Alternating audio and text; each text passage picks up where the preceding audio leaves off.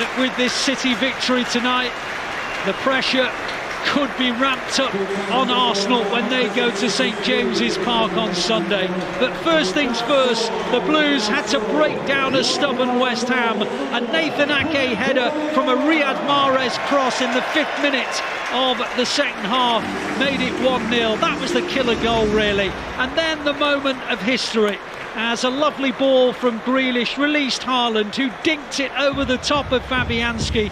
Goal number 51 in all competitions, but most significantly, goal number 35 in the Premier League. No player has scored more in a Premier League season, and he's done it in a 38-game campaign.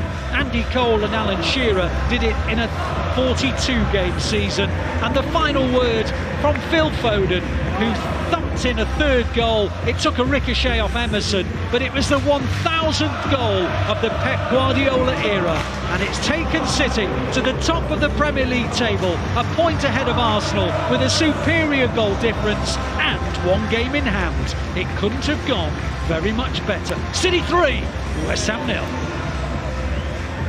Well, let's go back to the studio where I'm sure everyone's puffing a huge sigh of relief, including FG. A huge sigh of relief, but a brilliant second half performance. Welcome back to Matchday Live. Manchester City 3, West Ham 0. Erling Haaland, a record breaker. Manchester City 1,000 goals under Pep Guardiola. And a Nathan Ake goal to break the deadlock. Important game, back to the top of the league. Absolutely delighted. In the studio, Matchday Live, Esme, David James and Nedum Onuoha. We see the pictures of Pep grabbing the players. We hear the atmosphere behind us. It was a massive result for us, wasn't it, James? Yeah. So let's Kevin De Bruyne, thank you for losing me points in fantasy this week. I'll accept that with the victory. It's like we said at half-time, I don't think there was ever a doubt that City were going to win this game. There was a couple of shots at the end there for West Ham, but I think you've ticked just about every box here. You've got your record for Haaland, you've got your 1000th goal, as you said, for Manchester City. More importantly than all of that is you've got a clean sheet, as a defenders sat here would appreciate. I think it was, in the end, the right result. The celebrations going, a guard of honour. Yeah, a guard of honour, yeah. That's awesome, yeah. I was wondering why they were staying out on the field for so long. It's for Scott Carson. Orchestrated by Pep Guardiola as well. We are seeing the live pictures of a guard of honour for our record breaker. 35 Premier League goals, the most ever. And he has surpassed Alan Shearer and Cole. And look how happy he is. He's going to get hit. He's getting hit. I love that. I love that. I think that shows a lot as well, because you see that they like him, you know what I mean? Like, I could see it from the first game he played in America, when he scored that first goal, I think against Bayern Munich in the pre-season tour. They all ran over to celebrate with him, and from that point you can see they understand who he is, he understands who they are, what the club is, and you know, it's absolutely brilliant to see, especially with someone so young as well. Such a contagious smile. Seems like such a great personality, Esme. Like you said, it's not just the players who are waiting for him, it's every single one of the coaching staff, and everyone is absolutely delighted for him. Yeah, he seems really down to earth as well. He was just stood there then thanking them all, bless him.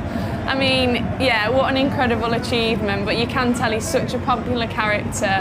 Whenever other people are celebrating, he's always right there involved, and you can tell they all love seeing him score so many goals. I remember the Champions League game where he scored 5, was it? They were all kind of just there, like, sort of jaws on the floor, cheering for him, and yeah, I think it's really special that they've all got that bond, and hopefully he can stay here for a long time. We did just see pictures of his old man, probably the proudest man in the stadium, Nedum. Yeah, I guess he's probably got a feeling right now he made the right decision, you could say. Yeah, things are going very well. Like, he looks like a young person. He's buzzing with that, you know. Like, he's not trying to play it down. He probably understands the gravity of it, and he's very happy to have done it. You know, everyone's smiling because he's got one of those smiles. You can see he really enjoys his football, and that's something that we all have in common. For someone at his age to settle into a side like he has, not even so much into a side, but also into a league like he has, it's exceptional, isn't it? Yeah, I think I'm buzzing off those images because Nedum made a great point there. You've got a player, and quite often you get someone who scores loads of goals, and it's almost like they overshadow everyone else in every aspect. Whereas it seems like the whole team are delighted that he scored those goals. The fact that Pep left him on the other day to score that goal, I mean, everything about it is superb. And at 22 years old, I think to be able to join a team when you've got the likes of Phil Foden, similar age, the likes of Rico, I know he's younger, but the talent isn't that much older than him as well. What's Julian Alvarez? He's 22. As well, I think, yeah. I mean, there's a lot of people his age. I'm not sure they listen to the same music as him, but there's a lot of synergy there. And to fit into the Premier League, well, you've already got the Premier League champions that you've joined, so you'd expect to be doing pretty well. But to be able to break records on top of that, and superb. The record-breaking goal, we have to mention Jack Grealish. Great run and drive, and then he laid the ball through. In the studio, Esme was screaming, play him through, and it's exactly what he did. Yeah, as soon as we broke, it just opened up for him, and I thought, play it straight away, but to be fair, he held on to it just at the right time, so the defender had no chance getting back, and lovely little dinked finish in the end over Fabianski, very deft touch. There was never any doubt, Nedum, that once he was through on goal, he was scoring, was there? He was just trying to figure out what the finish was going to be. I thought, he's going to round the keeper? He's not had many of those, is he? But yeah, instead he went for a dink, and somehow Fabianski just absorbed himself into the ground, which is a bit weird, but it's fantastic. And as soon as he made the contact, he knew that was in. I think 50,000 people knew it was in, and all the millions watching as well. Credit to him, it's a fantastic way to break the record. It is indeed. Let's talk about our first goal this evening. An unlikely goal scorer. But was it unlikely? Well, he scored a big goal before at the Etihad in a 1-0 win against a London club, which David said before. Nathan Ake, it's great to see him firstly back on the pitch on his return, and it was a great ball in by Mahrez as well. Yeah, fantastic, yeah. And you felt that for the crowd they needed an early goal in the game to sort of settle the nerves. Like, the players were confident, but you know, it's always nice when the audience are quite comfortable with the game as well. It's a great ball into the box. And you say an unlikely scorer, but from set pieces, who do you think is going to score these goals? We've got so many, haven't we? Yeah, like they're a big threat, they're a big side, and Nathan's one of the best at attacking the ball as well. I think David said that while we were off air, and you know, fair play to him. He's a fantastic player and been one of the best players this season. 75 minutes under his belt, Esme. How good was he in a defensive point of view as well, or just in an overall systematic point of view for us? He was great. His positional sense is so good, and I think he's so patient when he's 1v1, just waiting, biding his time, slowing the attacker down, and then just waiting for the moment to pinch it. I think he just slotted back in as if he'd not really been away the last couple of weeks, just straight back up to speed. It's like he's never ever been away. Let's talk about the third goal, which is a really important goal. It's our 1,000th goal under Pep Guardiola. We will touch on the manager, who everyone knows what we think about him. But how fitting was it that it was Phil Foden who's the goal scorer? You said earlier on in the show that you love Phil Foden. I love Phil, yeah. And he's an academy graduate. It's like written in the stars. I mean, it was the wonderful strike. I mean, yes, he did take a deflection, but that was a shot that was going on target, and to volley that way and get it on target is a difficult skill in the first place. Again, you've got Haaland breaking records, but like you say, to have Phil Foden, and I think as well, we're looking at the confidence and the happiness of this squad. You've got Ortega keeping the first clean sheet since Crystal Palace away, so he's gone in there and he made some big saves, including that one right at the beginning of the game. And then you've got Phil Foden, who has, through injury, not been as involved since the World Cup. To come back and score a goal like that, everybody is basically saying, look, Gaffer, you need me. I'm here. Put it on Nathan's head and he'll head it in. And that's exactly as easy as it sounds, Nedum. Obviously, we will touch on the Leeds game coming up on Saturday, but let's talk about Pep Guardiola real quick. 1,000 goals under him.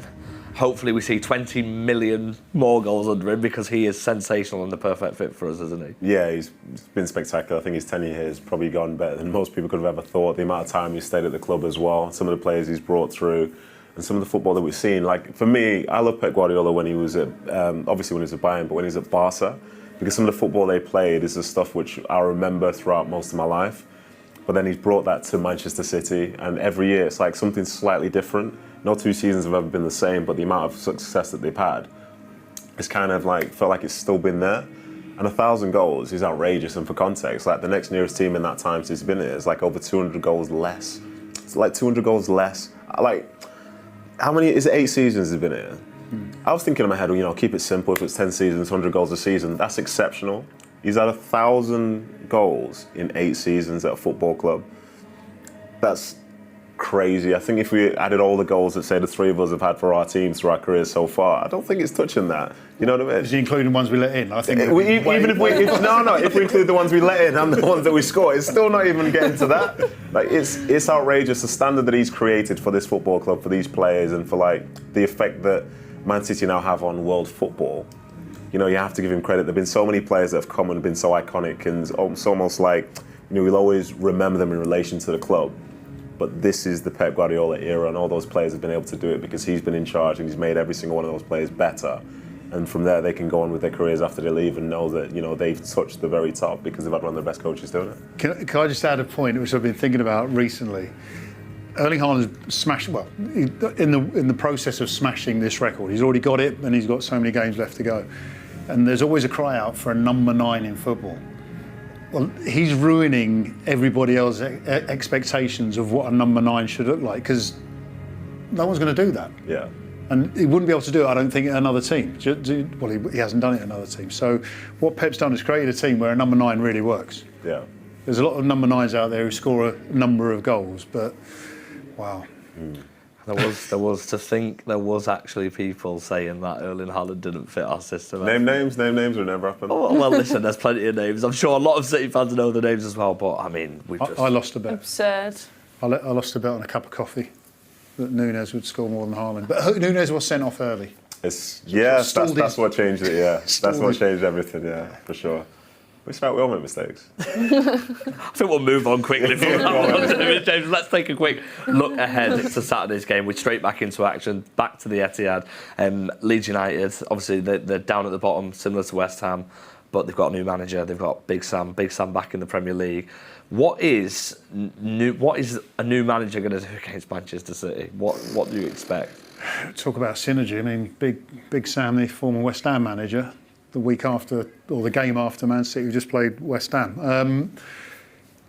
When you look at that Leeds team, I think this is the thing. You look at the Leeds team, there's a lot of energy, everyone talks about this, but it's a team that's leaking goals left, right and centre. And where West Ham have got something favourable to look forward to, they're not necessarily in the relegation positions themselves, and they've got Europe. There's still some joy at this football club. Leeds are desperate to hang on. Do they think they can beat Manchester City at the Etihad? I think it's going to be a tough day for Big Sam's first game. Interesting. I think you say, do they? Perhaps they don't, but I think Sam Allardyce will. I think for the amount of time that he's been out of the game now, I think he's a very confident manager. When you hear him speak, he definitely believes in his own ability. And he wouldn't take that job unless he believed that he could do something. And this is one of the few games that they do have left. Mm-hmm. I think he'll have a strategy to think that, you know, you can slow Man City down and maybe find a way to do it. But then as I look at the team, that Leeds team is not built for someone, I think, like a Sam Allardyce, which throws me off a little bit. But as I say, supremely confident. I think that comes for a reason. So as a consequence, he'll put that into his players.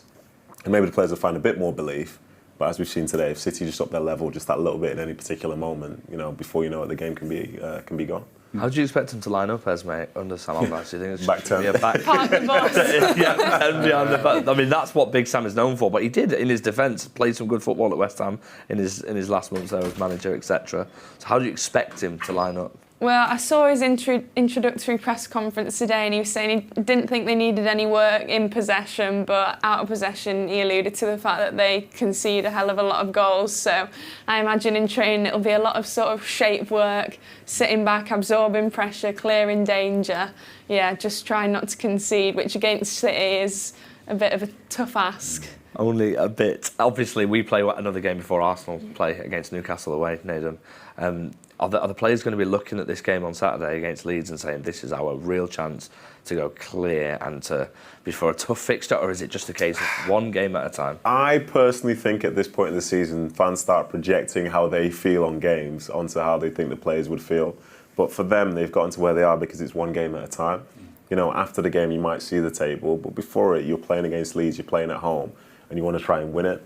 I think fans, as I say, their level of anxiety starts thinking, well, they must be thinking about that because, you know, then they'll be 4 points clear and then it'll be in their mind. Like, Arsenal are going to play their games. They're going to do whatever they're going to do. It's in City's hands. And I'm sure they might tune into the Arsenal game if they see Arsenal perhaps losing or something. But overall, it's for them to play the games that are in front of them. And if they win these last few games, they have one of the best seasons in football history.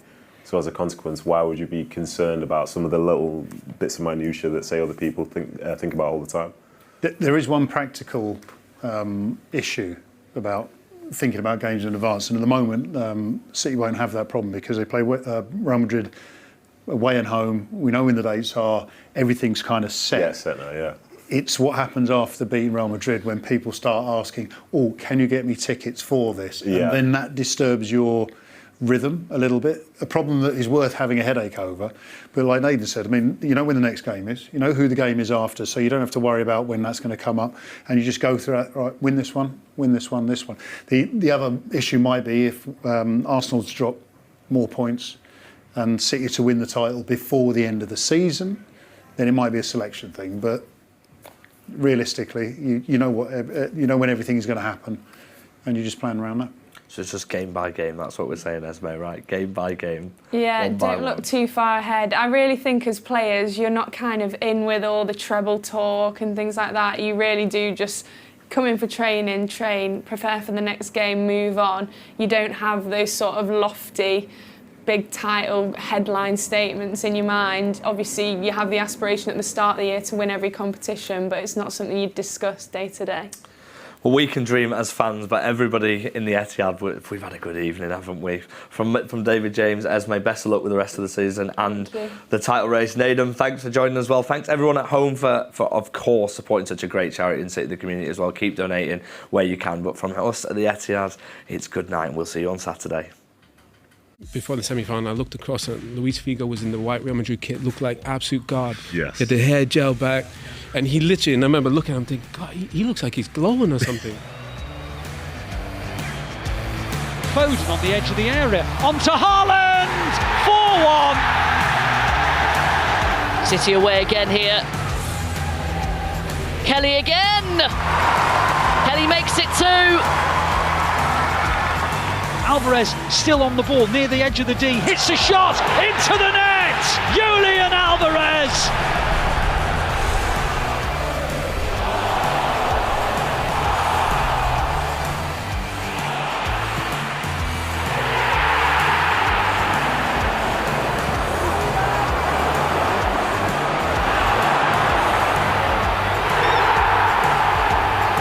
Manchester United's game is over.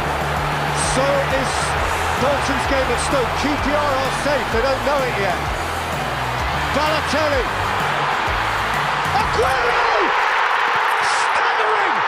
Just staggering! He's won the league with 90 seconds of stoppage time to play!